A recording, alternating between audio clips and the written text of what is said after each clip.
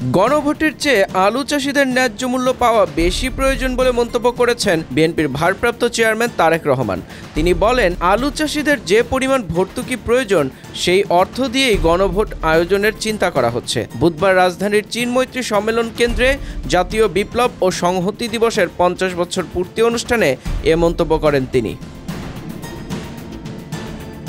তারেক রহমান বলেন, জনগণের হাজার হাজার কোটি টাকা দিয়ে গণভোট আয়োজনের চেয়ে পেঁয়াজ সংরক্ষণাগার তৈরি করা বেশি জরুরি। দুর্ভাগ্যজনকভাবে এসব বাস্তব সমস্যার কথা বলার মতো দেশে কেউ নেই। গ্লোবাল ভিলেজ যুগে তথাকথিত গণভোট নিয়ে গবেষণার বদলে দেশের শিক্ষা ব্যবস্থা ও অর্থনীতিকে টেকসই করার উপর বেশি জোর দেওয়ার আহ্বান জানান তিনি। এছাড়াও নারী কর্মসংস্থান ইস্যুতে উদ্বেগ প্রকাশ করেন তারেক রহমান। তিনি বলেন, নারীদের চাকরি না দেওয়ার জন্য উৎসাহিত করছে জামাত। পোশাক কারখানায় যদি নারীরা 8 ঘন্টার বদলে 5 ঘন্টা কাজ করেন, তাহলে বাকি সময়ের মজুরি কে দেবে?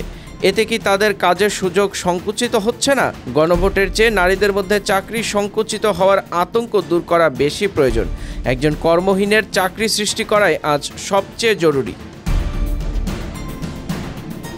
তারেক রহমান আরও দাবি করেছেন, দেশে এখন গণভোট নয়, প্রয়োজন কৃষক, শ্রমিক ও কর্মহীন মানুষের বাস্তব সমস্যার সমাধান। তিনি বলেন, ভবিষ্যতে আর কেউ যেন জনগণের অধিকার হরণ করে দেশকে তাবেদার রাষ্ট্রে পরিণত করতে না পারে, তার জন্য প্রয়োজন জাতীয় ঐক্য।